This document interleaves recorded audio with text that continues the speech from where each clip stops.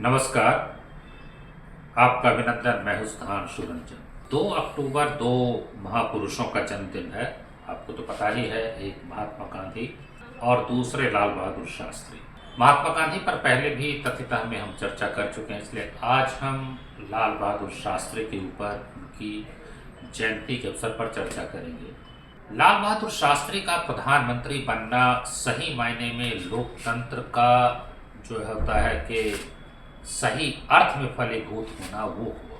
जब देश आज़ाद हुआ तो प्रथम प्रधानमंत्री जवाहरलाल नेहरू बने। जवाहरलाल नेहरू के साथ एक आभा मंडल था।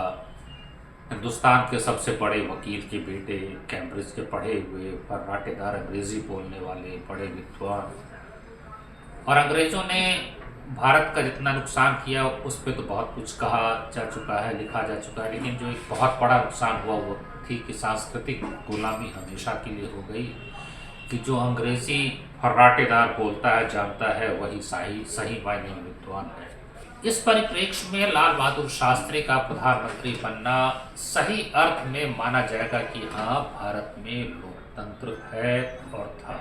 एक बहुत ही सामान्य परिवेश में पैदा हुआ बच्चा, जिसकी कोई अंग्रेजी शिक्षा नहीं हुई, पूरा जीवन लगभग विपन्नता में गुजर गया, वैसे व्यक्ति को भी इस देश ने प्रधानमंत्री के रूप में स्वीकार किया। ये भारत के लोकतंत्र का असली रूप है और आज हम उसी महापुरुष के बारे में चर्चा करेंगे जिनका नाम है लाल बहादुर शास्त्री।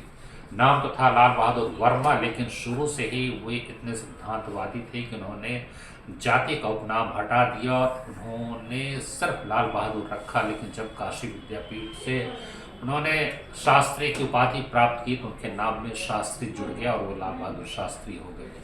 उनका जन्म 2 अक्टूबर 1904 को रामनगर मुगलसराय में हुआ था। अब तो नाम बदल दिया गया स्टेशन का, मुगलसराय में उनका जन्म हुआ। और जैसा मैंने पहले भी कहा कि बहुत सामान्य परिवार था। उनके पिताजी जो थे वो इलाहाबाद के कायस्थ पाठशाला में शिक्षक थे, लेकिन बहुत कम उम्र में जब बहुत बच्चे थे लाल बहादुर शास्त्री तो उनके पिता का निधन हो गया और उनके बाबा ने दूसरी शादी कर ली थी।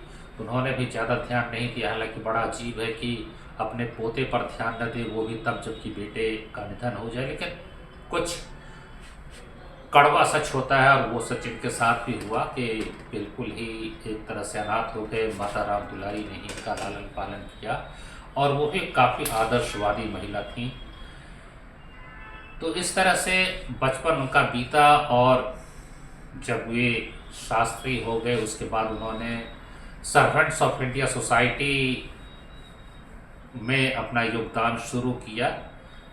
लाला लाजपत राय ने उसकी स्थापना की थी और लाला जी स्वयं उसके लिए साक्षात्कार लेते थे और वे बहुत प्रभावित हो गए लाल बहादुर शास्त्री से और उनको बड़े बड़ी जिम्मेदारियां दी जाने लगी। लेकिन जब साइमन कमीशन भारत आया और उसके विरोध में लाला जी प्रदर्शन कर रहे थे और उन पर लाठीचार्ज हुआ, उसके बाद अचानक उनका निधन हो गया, तो ये जिम्मेदारी जो थी सर्वेंट्स ऑफ इंडिया सोसाइटी की वो आ गई राजर्षि पुरुषोत्तम दास टंडन के ऊपर। टंडन जी भी बहुत प्रभावित थे लाल बहादुर शास्त्री से, उनके कामकाज से, इसलिए वो भी उनको बड़ी बड़ी जिम्मेदारियां देने लगे और छूतोद्धार का काम करने के लिए उनको मुजफ्फरनगर में जिम्मेदारी दी गई। तो इस तरह से वे सामाजिक कार्य से शुरू से जुड़ गए और फिर स्वाधीनता संग्राम में भी आ गए।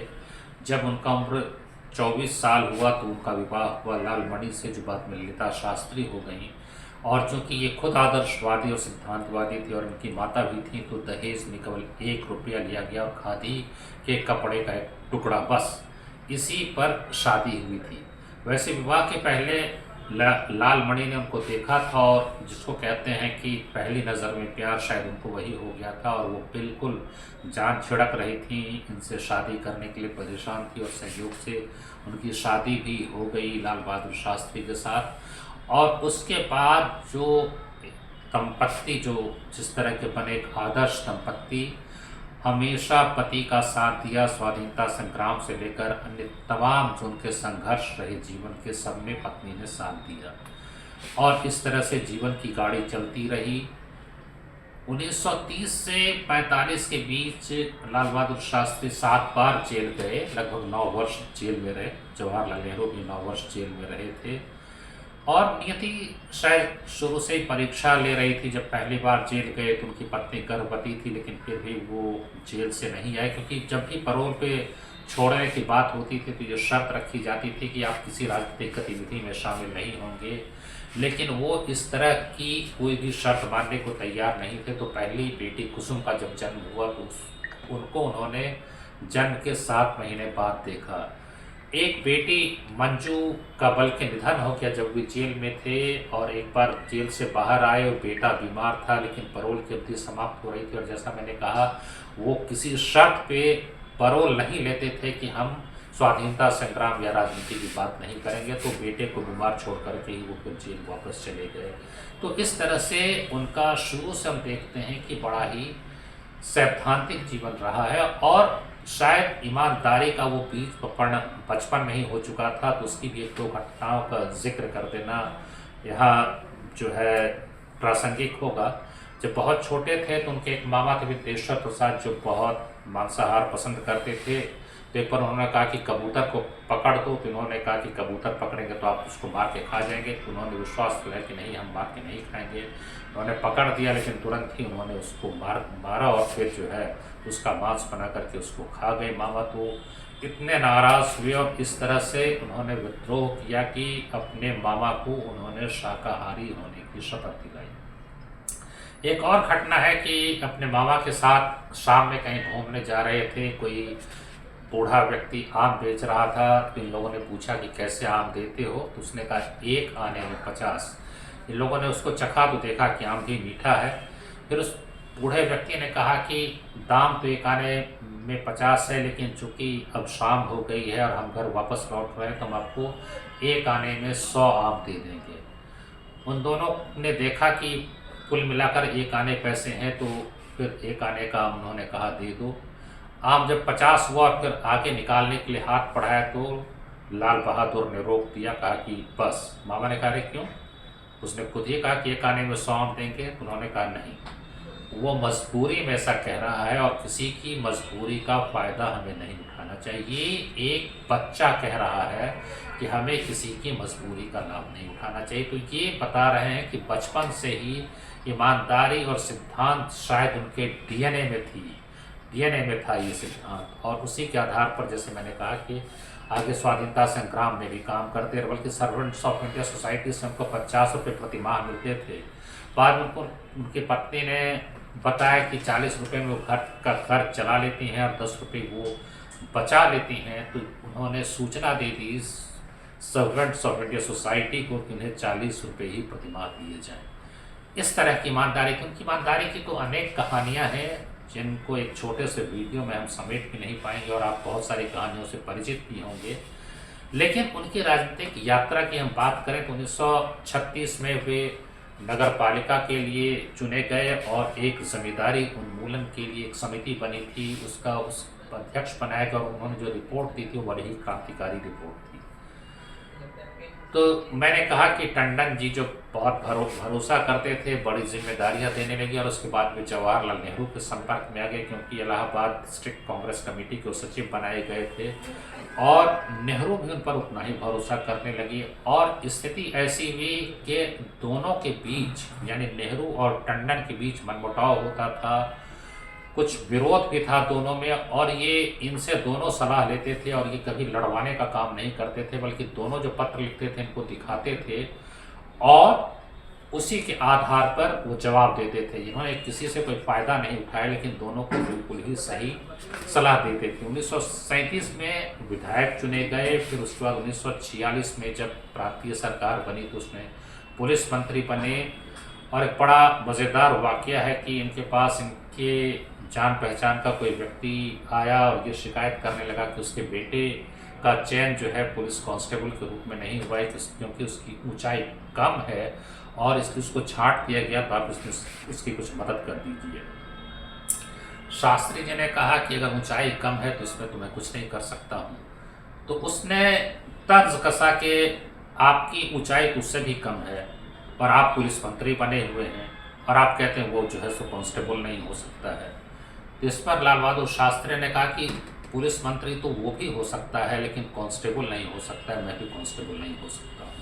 उनको और भी जिम्मेदारियां दी गई, परिवहन मंत्री की और तरह तरह की जिम्मेदारी दी गई। वे गोविंद बल्लभ पंत के संसदीय सचिव भी बने थे और उनको हमेशा जो है सो बहुत मूल्यवान सलाह दिया करते थे। तो इस तरह से कहा जाए कि सतह से उठकर ऊपर आए, पहले ज़िला के स्तर पर, फिर प्रांत के स्तर पर, और उसके बाद 1951 में उनको ऑल इंडिया कांग्रेस कमेटी का महासचिव बना करके जवाहरलाल नेहरू दिल्ली लाए। तो स्वाभाविक है महासचिव के रूप में उनकी बड़ी भूमिका हुई चुनाव में टिकट बांटने में, और इस कारण बहुत सारे कार्यकर्ताओं और नेताओं के साथ उनके संबंध बने। उसके बाद 13 मई 1952 को जवाहरलाल नेहरू ने उनको रेल मंत्री बनाया और वो कार्यकाल उनका बड़ा ही अद्भुत रहा। उन्होंने रेलवे में अभूतपूर्व सुधार किए।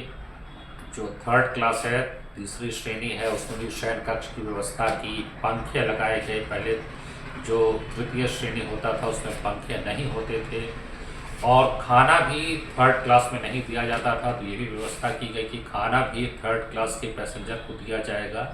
लेकिन एक दुर्घटना हो गई महबूब नगर में, जिससे 100 से अधिक लोग उसमें मौत के शिकार हुए। तो लाल बहादुर शास्त्री ने अपना इस्तीफा जो है सौंपने की कोशिश की, लेकिन प्रधानमंत्री ने मना कर दिया।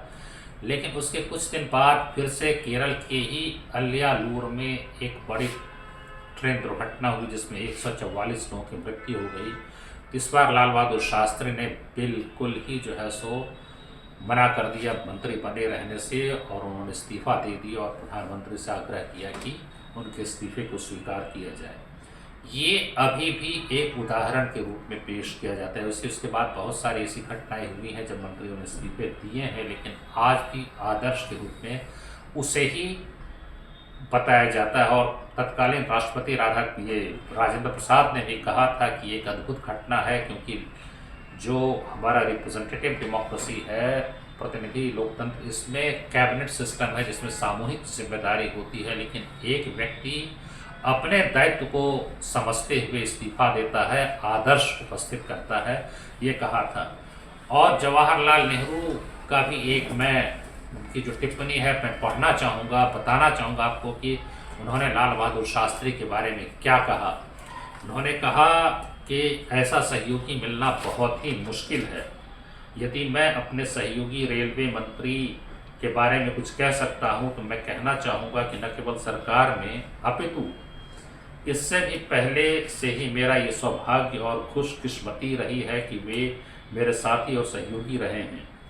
कोई व्यक्ति किसी भी कार्य में इससे अच्छे साथी और इससे अच्छे सहयोगी की कामना नहीं कर सकता। वे ऐसे व्यक्ति हैं जो अत्यंत ईमानदार, निष्ठावान तथा उद्देश्यों और आदर्शों के प्रति समर्पित हैं, जो आत्मा की आवाज़ पर नैतिकता के प्रति जागरूक तथा कठोर परिश्रमी है। हम इससे अच्छे किसी व्यक्ति की आशा भी नहीं कर सकते। अंतरात्मा की आवाज़ पर नैतिकता के प्रति अपनी इस जागरूकता के कारण ही उन्हें दिए गए कार्य में जब कोई त्रुटि वे देखते हैं तो वे इसे बड़ी गहराई और गंभीरता से लेते हैं।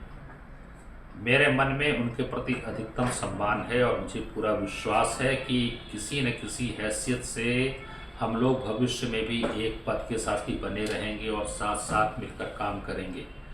मैं विश्वास के साथ कह सकता हूं कि अत्यंत ईमानदार, दृढ़ संकल्पी, शुद्ध आचारव्रती और महान परिश्रमी, मुझे आदर्शों में पूर्ण आस्थावान, निरंतर सजग व्यक्ति का नाम है लाल बहादुर शास्त्री। इस तरह की बहुत सारी टिप्पणी और भी बड़े महान लोगों ने, राजर्षि पुरुषोत्तम दास टंडन, खान अब्दुल गफ्फार खां, बहुत आचार्य विनोबा भावे, जयप्रकाश नारायण, सबों ने की उनके बारे में कि लाल बहादुर शास्त्री किस तरह सादगी का जीवन बिताते थे और किस तरह ईमानदारी को परिभाषित करते थे। रेल मंत्री से इस्तीफा देने के बाद फिर दोबारा उन्हें कैबिनेट में लाया गया और फिर 1961 में उनको गृह मंत्रालय का प्रभार दिया गया, जब गोविंद बल्लभ पंत बीमार पड़ गए और उनके निधन के बाद उन्हें पूर्णकालिक गृह मंत्री बना दिया गया। गृह मंत्री के रूप में उन्होंने बहुत सारे जो है सो सुधार के काम किए और देश की बहुत सारी समस्याओं का जो है सो उन्होंने हल निकाला।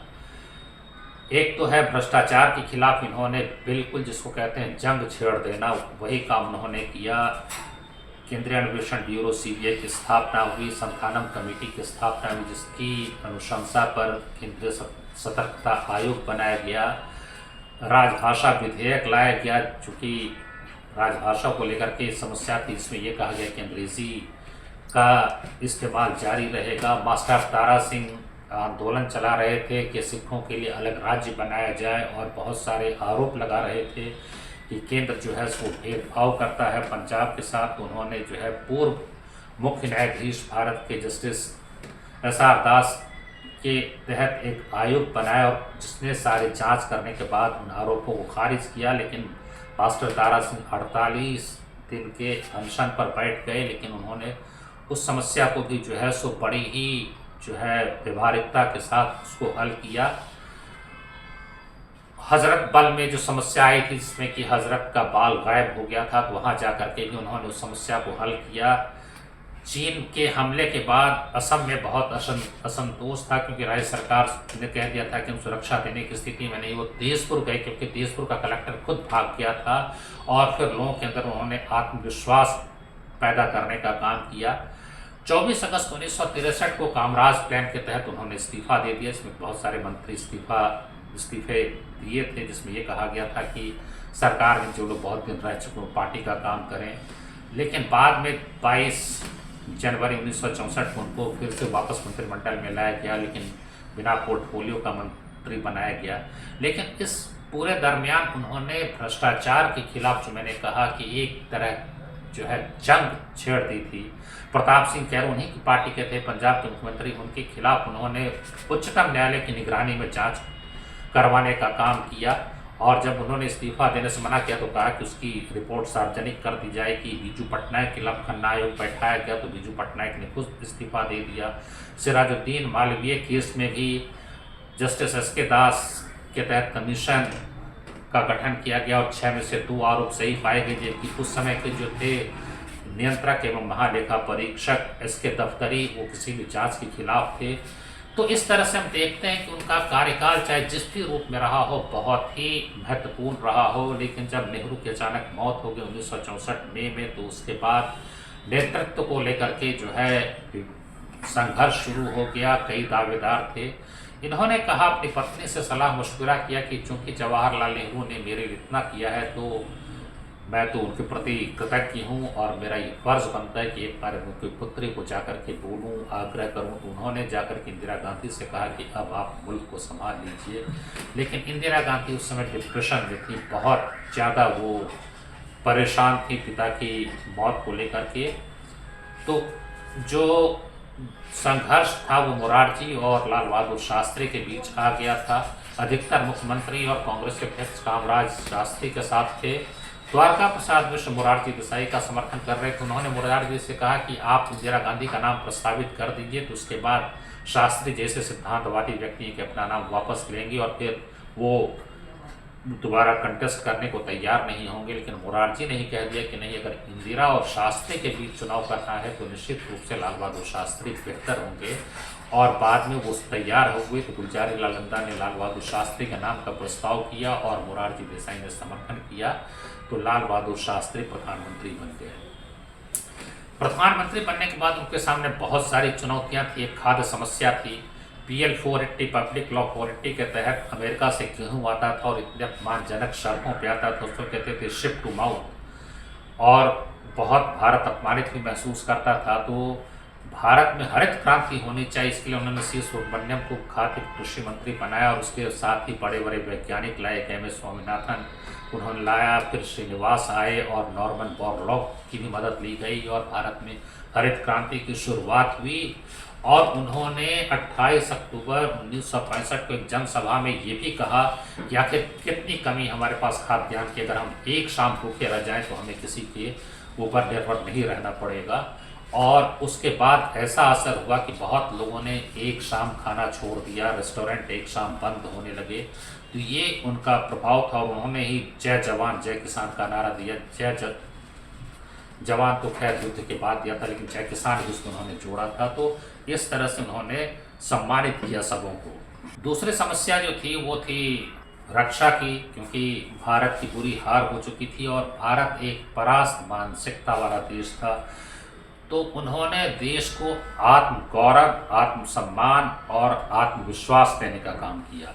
एक घटना आपको बता दें कि उस समय इनको विदेश यात्रा पे जाना था और इनकी छवि ऐसी थी, जब प्रधानमंत्री बने थे तो इनको बहुत गंभीरता से लिया नहीं जाता था, क्योंकि मैंने जैसा पहले कहा कि नेहरू का ऐसा अंतर्राष्ट्रीय आभा मंडल था। उसके बाद इनका ठिगना कर जब फिल्मों में न्यूज़ रील दिखाया जाता था पहले फिल्मों के, तो इनको देख कर के लोग हंसते थे। बल्कि एक घटना ये भी है कि जब गुटनिरपेक्ष आंदोलन का सम्मेलन कैरो में हुआ और वापस आ रहे थे, तो अयूब खान के अनुरोध पे वे कराची उतरे थे और उस समय टेलीविज़न का ज़माना नहीं था, चेहरे से लोग नहीं पहचानते थे। अयूब खान ने इनको देखा, फिर जब इनका हवाई जहाज़ उड़ गया तो उन्होंने बड़ा ही मजाक उड़ाया था, यही है नेहरू का वारिस। माने इसमें तो कुछ दमखम है ही नहीं, इस तरह की बात की जाती थी। लेकिन उन्होंने देश को आत्माभिमान, आत्मसम्मान और जो है आत्मविश्वास दिया। विदेश यात्रा इनकी होने वाली थी जिसमें अमेरिका भी जाना था, लेकिन अमेरिका ने कह दिया कि कुछ दिनों के लिए अपनी यात्रा की तारीख बढ़ा दें। तो इतने आहत हुए कि ये अमेरिका के अगल बगल के सारे देशों में गए, लेकिन अमेरिका नहीं गए। और दिनकर ने तो अपने संस्मरण में लिखा है कि जब ये कनाडा में नियाग्रा फॉल देखने गए तो उन्होंने नियाग्रा फॉल के उतने ही हिस्से को देखा जो कनाडा के हिस्से में है, और अमेरिका में पड़ने वाले हिस्से को इन्होंने देखा तक नहीं। इस तरह का आत्मसम्मान था उनमें, और देश के लिए भी ऐसा ही आत्मसम्मान वो चाहते थे। बाद में पाकिस्तान ने जब हमला किया, इसमें ऑपरेशन जिब्राल्टर था जो कश्मीर में उसने शुरू किया, ऑपरेशन डेजर्ट हॉक था जो रन ऑफ कच्छ में उसने शुरू किया, और ऑपरेशन ग्रैंड स्लैम था जो कि जम्मू में अखनूर ब्रिज पर कब्जा करने की थी। उस समय भी इन्होंने जिस दृढ़ संकल्प का परिचय दिया, जब सेना ने कहा कि इसमें वायुसेना के इस्तेमाल की ज़रूरत है, उसकी उन्होंने तुरंत जो है अनुमति दी, जो कि 1962 की अनुमति नहीं दी गई थी। और जब ये भी हुआ कि सीमा के बाहर सेना को जाना पड़ेगा तो उसकी भी अनुमति दी गई, और हमारी सेना जो है छोगिल कैनाल पार कर गई। यानी भारतीय सेना लाहौर के दरवाजे पे खड़ी थी। और उस समय बाल कोई बैरागी की कविता बड़ी चर्चित हुई थी, 2 दिन तक और चलने देते इस बलिदानी दौर को, लगे हाथ निपटा ही देते पिंडी और लाहौर को। यानी भारत का मनोबल कितना बढ़ गया था, जबकि भारत पाक युद्ध जो 1965 का था वो 1962 के चीन युद्ध से ज़्यादा कठिन था, क्योंकि पाकिस्तान के पास पैटर्न टैंक थे और अमेरिका की पूरी शक्ति उसके पीछे थी। लेकिन पाकिस्तान परास्त तो हो चुका था, फिर भी यह जानकारी भारत को नहीं मिल पाई थी कि भारत की खुफिया एजेंसी केवल भारत के अंदर काम कर रही थी, जो खुफिया ब्यूरो, इंटेलिजेंस ब्यूरो। इसीलिए बाद में रिसर्च एंड एनालिसिस विंग की भी स्थापना की गई कि भारत के बाहर भी जासूसी की जरूरत है। पाकिस्तान के सारे टैंक खत्म हो गए थे और अमेरिका ने आगे देने से मना भी कर दिया था, लेकिन इसकी सूचना भारत को नहीं मिल पाई थी। लेकिन तब भी भारत जो है सीमा पार करके दुश्मनों को उसने खदेड़ दिया। बाद में ऐसा अंतर्राष्ट्रीय दबाव पड़ा, उसके पीछे बहुत सारी बातें कही जाती है। ताशकंद में फिर शांति समझौता हुआ 10 जनवरी 1966 को। ताशकंद उस समय सोवियत संघ का हिस्सा था, वहाँ पर सोवियत संघ के प्रतिनिधि कोसिजिन भी आए, अयूब खान पाकिस्तान से, लाला बहादुर शास्त्री गए। समझौते पे दस्तखत पर इसमें हाजी पीर वापस किया गया, जिसको लेकर के बहुत विवाद होता है, क्योंकि रणनीतिक रूप से बहुत ही महत्वपूर्ण है कि क्यों दिया गया। एक बात ये भी कही जाती है कि जब लाल बहादुर शास्त्री ने अपने घर पर फ़ोन किया तो ये कहा गया कि इसकी प्रतिक्रिया अच्छी नहीं है, तो उन्होंने कहा कि मैं वापस आ रहा हूँ और इतना बड़ा समाचार मेरे पास है कि ये सारी बातें ख़त्म हो जाएंगी। और इसके बारे में कुछ लोगों का अनुमान है कि शायद वे लाल बहादुर शास्त्री सुभाष चंद्र बोस से वहाँ पर मिले थे, लेकिन ये इसका कोई प्रमाण नहीं है और शायद ये खबर आ करके देते। लेकिन किन परिस्थितियों में हाजी पीर को वापस किया गया, चूँकि उनकी मौत हो गई इसलिए कहना बड़ा मुश्किल है। उसी रात उनकी तबीयत अचानक बिगड़ गई, लेकिन क्या व्यवस्था थी? आरोप लगता है हत्या का। हत्या था, आधिकारिक रूप से कहा जाता है कि ये जो है हार्ट अटैक था, लेकिन कुछ ऐसी बातें हैं जिससे संदेह पैदा होता है। प्रधानमंत्री का कमरा और वो व्यक्ति जिनका कि हार्ट अटैक का इतिहास रहा हो, उनके कमरे में इंटरकॉम तक नहीं था। जब उनकी तबीयत बहुत बिगड़ गई तो लाल बहादुर शास्त्री खुद अपने कमरे से निकल करके अपने निजी चिकित्सक डॉक्टर आर.एन. चुग के कमरे को जाकर के उन्होंने दस्तक दी। जब डॉक्टर चुग निकले तो उन्होंने कहा कि मुझे अच्छा नहीं लग रहा है। वो आए, लेट गए और जैसे डॉक्टर चुग ने उनको देखा तो एक ही वाक्य उनके मुँह से निकला, बाबूजी आपने हमें मौका नहीं दिया। और उसके बाद उनका निधन हो गया। बहुत सारे सामान जो थे उनके साथ वो नहीं आए वापस, जिसमें कि उनकी एक लाल डायरी भी होती थी जिसमें बहुत महत्वपूर्ण बातें उन्होंने लिखी थी। उसमें 2 भविष्यवाणियाँ भी थी जो लाल बहादुर शास्त्री ने लिखा। जब वो बहुत छोटे थे, एक बार ट्रेन से जा रहे थे तो कोई व्यक्ति इनके बगल में बैठा हुआ था। उसने कहा कि मैं आपको नहीं जानता हूँ, आप कौन है, लेकिन आप देश के शीर्ष पद पर पहुँचेंगे और आपकी मृत्यु विदेश में होगी। वो उस लाल डायरी में था। उनका थर्मस वापस नहीं आया, लेकिन उनके पारिवारिक सूत्रों के अनुसार उन्होंने चश्मा के केस में एक कागज़ पर लिख करके दे दिया कि मेरे साथ धोखा हुआ है, मेरे दूध में शायद जहर मिला दिया गया है और मैं वापस नहीं आ पाऊँ। और वो चश्मा का केस जो था वो वापस चला गया और ये सिर्फ घर वालों को मिल गया। हालांकि उनके निजी सचिव और उनके जीवनीकार सीपी श्रीवास्तव लिखते हैं कि हार्ट अटैक का ही मामला था, लेकिन उसके परिवार के लोग नहीं मानते हैं। और जो बाद में जांच हुई तो जांच में डॉक्टर चुग जब गवाही देने जा रहे थे तो सड़क दुर्घटना में उनकी मौत हो गई। और उनका जो सेवक था रामनाथ, वो भी जाने के पहले आकर के ललिता शास्त्री से वो मिले थे और उन्होंने कहा कि अम्मा जी मेरे ऊपर, मन पर और आत्मा पे बहुत बोझ है, आज सारी बात बोल दूंगा। उनका भी एक्सीडेंट हुआ, बल्कि उनका 2 बार एक्सीडेंट हुआ, पैर कटवाना पड़ा। वहाँ पर ताशकंद में जो है वो धर्म तेजा भी था। धर्म तेजा क्यों था? क्योंकि लाल बहादुर शास्त्री ने घोषणा की थी कि धर्म तेजा के खिलाफ वो कार्रवाई करने जा रहे हैं। बहुत बड़ा शिप मैग्नेट था। तो ये सारी बातें हैं जिनसे संदेह पैदा होता है। और फिर पोस्टमार्टम नहीं हुआ और जिन लोगों ने उनके शव को देखा उनका कहना था कि लाल बहादुर शास्त्री का शव जो है वो बिल्कुल नीला, चेहरा नीला पड़ गया था। तो आज तक ये रहस्य बना हुआ है कि ये हत्या थी या हार्ट अटैक के कारण उनका निधन हुआ। बहुत सारे विवाद इसको लेकर के जुड़े हुए हैं। और उनकी मौत की कुछ दिन के बाद डॉक्टर होमी जहांगीर भाभा भी एक हवाई दुर्घटना में मारे गए। तो इससे और भी जो है संदेह होता है। ये सच है कि बाबूजी की मृत्यु रहस्यमयी हुई है। रहस्यमयी मृत्यु कहना अनुचित होगा, उनका बलिदान ले लिया गया। सही में कोई प्रधानमंत्री को बलिदान किया गया है और वो भी देश के लिए किया गया है, तो वो लाल बहादुर शास्त्री जी थे। और फिर उस पर पर्दा डालने का जो गंभीर काम किया गया उसे देश की जनता को पता चलना चाहिए। आप लोग इस विषय को उठा रहे हैं, इसके लिए मैं आप लोगों को सही में बधाई देना चाहूँगी। ऐसे प्रधानमंत्री जिन्होंने 18 महीने में जो देश को दिया, दूसरे प्रधानमंत्री 18 साल में नहीं दे सके। चाहे वो हम नेशनल डेयरी बोर्ड के रूप में कहें या उन्होंने अमेरिका के आगे घुटने नहीं टेके। वो समझ गए थे उस समय में केमिकल वॉरफेयर के बारे में कि हमारे देश को जो लाल गेहूँ अमेरिका परस रहा है वो अपने जानवरों को भी नहीं खिलाना चाहता। तो देश में ऐसे गेहूँ को हमारी जनता नहीं खाएगी। सोमवार को एक समय भूखे रहेंगे, व्रत करेंगे और हम अनुसंधान करके अपनी कृषि को बढ़ाएंगे। तो ये भी बाबूजी की, लाल बहादुर शास्त्री जी की देन है कि आज हमारे अनाज के भंडारे भरे हुए हैं। और कोरोना समय में हमारे देश में तो कोई दिक्कत नहीं हुई, हमने और लोगों को भी और मुल्कों को भी सहायता करी। ये सब उस समय बीज बोए थे और उनका विचार था जो आज वट वृक्ष बन के पूरे देश को सींच रहा है। ऐसे व्यक्ति को विदेशी भूमि पर मार दिया गया और उसकी चर्चा भी नहीं हुई, पोस्टमार्टम भी नहीं हुआ, बार बार विषय को दबा दिया जाता है। तो ये संक्षेप में लाल बहादुर शास्त्री का जीवन था। अगर आपको हमारा ये कार्यक्रम पसंद आया हो तो आप इसको सब्सक्राइब और शेयर करिए। बहुत धन्यवाद। नमस्कार।